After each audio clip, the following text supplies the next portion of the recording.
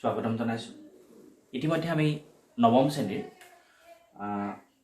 সমাজ বিজ্ঞানৰ অৰ্থবিজ্ঞানৰ দ্বিতীয়টো অধ্যায় ভাৰতবৰ্ষৰ মূল অৰ্থনৈতিক সমস্যাসমূহ আলোচনা কৰি আছিলোঁ আৰু সেই সমস্যাসমূহৰ ইতিমধ্যে আমি প্ৰধান দুটা সমস্যা দৰিদ্ৰতা আৰু নিবনুৱা সমস্যাৰ বিষয়ে আলোচনা কৰিলোঁ। আজি আমি আন এটা সমস্যা মূল অৰ্থনৈতিক সমস্যা, সেইটো হৈছে নিবনুৱা সমস্যাৰ বিষয়ে আলোচনা কৰিম। নিবনুৱা সমস্যাৰ বিষয়ে আলোচনা কৰিবলৈ যাওঁতে আমি প্ৰথমতে গম পাব লাগিব যে নিবনুৱা কি বা নিবনুৱা কাক বোলে। খুব সহজকৈ যদি আমি কথাটো ভাবোঁ তেনেহ'লে আমি সেইসকল ব্যক্তিক নিবনুৱা বুলি ক'ম যিসকল ব্যক্তিয়ে বৰ্তমান যিটো প্ৰচলিত মজুৰি, সেই মজুৰিত তেওঁলোকে কাম কৰিবলৈ ইচ্ছা প্ৰকাশ কৰে, কিন্তু ইচ্ছা থকা স্বত্তেও তেওঁলোকে কাম কৰিবলৈ নাপায়, সুবিধা নাপায়, তেতিয়া সেইসকল ব্যক্তিক আমি নিবনুৱা বুলি কওঁ। বৰ্তমান সময়ত ভাৰতবৰ্ষতে নহয়, অংগৰাজ্য হিচাপে আমাৰ প্ৰদেশ অসমতো নিবনুৱা সমস্যা এক জটিল ৰূপ ধাৰণ কৰিছে।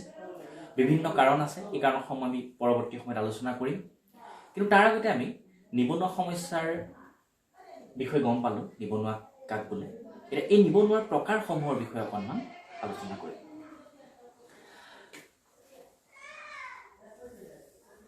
এই নিবনুৱাসকলক সাধাৰণতে আমি এটা কথা জানো যে আমাৰ ভাৰতবৰ্ষৰ বেছিভাগ মানুহ গ্ৰামাঞ্চলত বাস কৰে আৰু কিছুমান মানুহ এটা অংশ চহৰ অঞ্চলত বাস কৰে।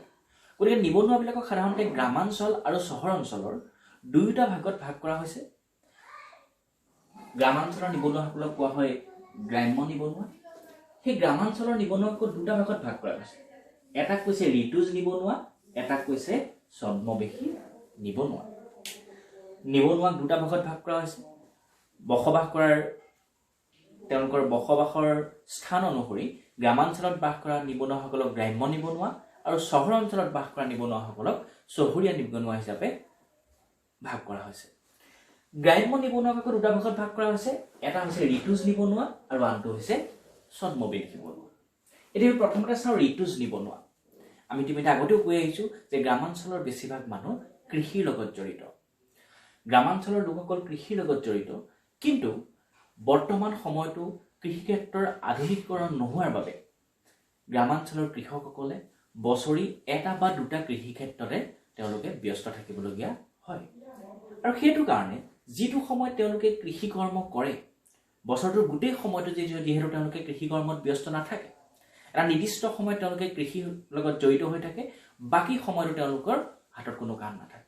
গতিকে যি সময়ত তেওঁলোকে কৃষিকাৰ্যত ব্যস্ত থাকে, প্ৰতিকূল পৰিৱেশৰ লগত খাপ খুৱাই, তেতিয়া তেওঁলোকে বনোৱা হৈ থাকে, আৰু যিটো সময়ত তেওঁলোকে কাম নাপায়, কৃষি ক্ষেত্ৰৰ লগত জড়িত হৈ নাথাকে, সেই সময়ত সেই সময়ছোৱাক তেওঁলোকক সেইকাৰণে ঋতুজ নিবনুৱা বুলি কোৱা হয়। অৰ্থাৎ গ্ৰামাঞ্চলৰ লোকসকলে কৃষিৰ লগত বছৰৰ প্ৰতিটো দিন জড়িত হৈ নাথাকে, যিটো সময় তেওঁলোকে জড়িত হৈ থাকিবলৈ সুবিধা নাপায়, বিভিন্ন কাৰণত কৃষিক্ষেত্ৰৰ আধুনিকীকৰণৰ অভাৱৰ বাবেই হওক, প্ৰকৃতিৰ ওপৰত নিৰ্ভৰশীলতাৰ বাবে হওক, তেওঁলোকে যিটো সময়ত কৃষিৰ লগত জড়িত হৈ থাকিবলৈ সুবিধা নাপায়, নিবনুৱা হৈ থাকে, সেই তেনেকুৱা ধৰণৰ নিবনুৱাক কি বুলি কোৱা হয়? ঋতুজ নিবনুৱা বুলি কোৱা হয়। আনহাতে গ্ৰামাঞ্চলৰ নিবনুৱাৰ আন এক প্ৰকাৰ হৈছে ছদ্মবেশী নিবনুৱা। ছদ্মবেশী অৰ্থাৎ ছদ্মবেশ ধাৰণ কৰা কথাটো কোৱা হৈছে। কেনেধৰণে ছদ্মবেশ ধাৰণ কৰে? এতিয়া ধৰি লোৱা, ছদ্মবেশী নিবনুৱা সেইসকল নিবনুৱা, এটা বাক্যত ক'বলৈ গ'লে, যিসকল নিবনুৱাৰ প্ৰান্তিক উৎপাদনশীলতা শূন্য।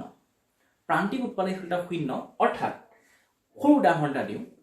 ধৰি লওঁ আমি গ্ৰামাঞ্চলত এবিঘা মাটিত মাটি ৰুবৰ কাৰণে ধৰি লোৱা হ'ল 4 গৰাকী ৰোৱনীৰ প্ৰয়োজন হয়।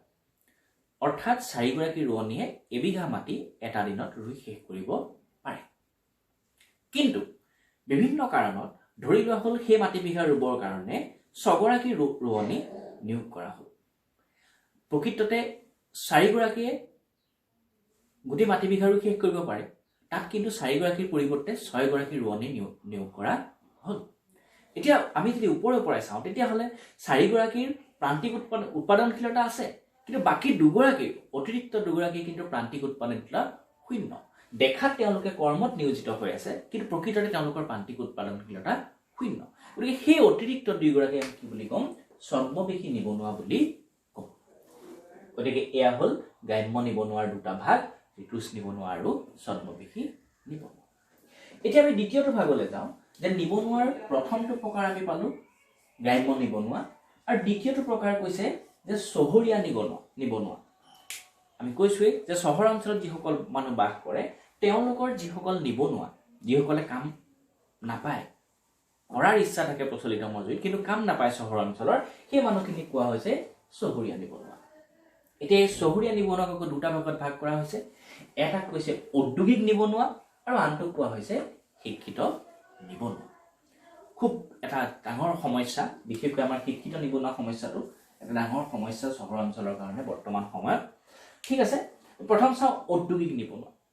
আমি জানো যে চহৰ অঞ্চলৰ সাধাৰণতে আমাৰ যিবিলাক উদ্যোগিক কল কাৰখানা যিবিলাক আছে সাধাৰণতে সেই উদ্যোগসমূহ চহৰ অঞ্চলত বেছিকৈ স্থাপন কৰা হয় কিয় যে চহৰ অঞ্চলত সাধাৰণতে সুবিধাবিলাক বেছি যাতায়াত যোগাযোগ ব্যৱস্থাৰ কাৰণে পৰিবহনৰ সুবিধাৰ কাৰণে বা বিভিন্ন কাৰিকৰী কৌশলৰ সুবিধাৰ কাৰণে হওক যে চহৰ অঞ্চলত সাধাৰণতে উদ্যোগিক অঞ্চল হিচাপে গঢ় লৈ উঠে গতিকে এই উদ্যোগিক নিবনুৱা হ'ল সেইবিলাক নিবনুৱা যে চহৰ অঞ্চলৰ যিবিলাক মানুহে উদ্যোগ ক্ষেত্ৰত নিয়োজিত হ'বলৈ সুবিধা নাপায় চহৰ অঞ্চলৰ যিসকলে ইচ্ছা প্ৰকাশ কৰে উদ্যোগিক খণ্ডত নিয়োজিত হ'বলৈ কিন্তু তেওঁলোকে সেই উদ্যোগত থকা স্বত্তেও তেওঁলোকে কিন্তু নিযুক্তিৰ সুবিধা নাপায় তেওঁলোককে কোৱা হয় উদ্যোগিক নিবনুৱা এতিয়া আমি তাৰ পিছৰ প্ৰকাৰলৈ যাওঁ সেইটো হৈছে শিক্ষিত নিবনুৱা শব্দটোৰ পৰা আমি অৰ্থটো ঠিক ওলাই আছে যে বৰ্তমান সময়ত কি হৈছে বেছিভাগ আমাৰ নৱপ্ৰজন্মৰ বেছিভাগেই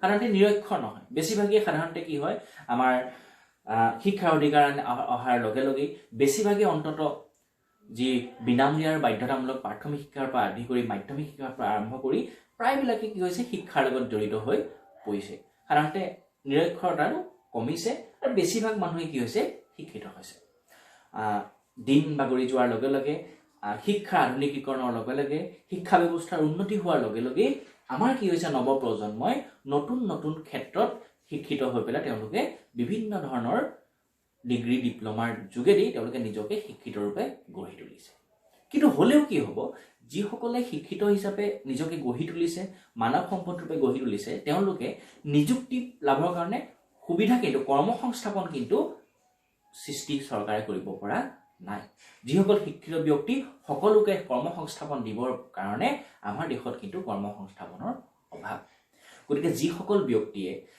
শিক্ষা দীক্ষাৰে শিক্ষিত হৈও নিজক নিয়োজিত কৰিব পৰা নাই বিভিন্ন ক্ষেত্ৰত সেই সকল ব্যক্তিয়ে কি কোৱা হৈছে শিক্ষিত নিবনুৱা বুলি কোৱা হৈছে গতিকে আমি দেখা পাইছো যে ভাৰতবৰ্ষৰ মূল অৰ্থনৈতিক সমস্যাৰ নিবনুৱা সমস্যা এটা জ্বলন্ত সমস্যা ৰূপে বৰ্তমান দেখা দিছে বিশেষকৈ শিক্ষিত নিবনুৱা সমস্যাটো বৰ্তমান সময়ত এটা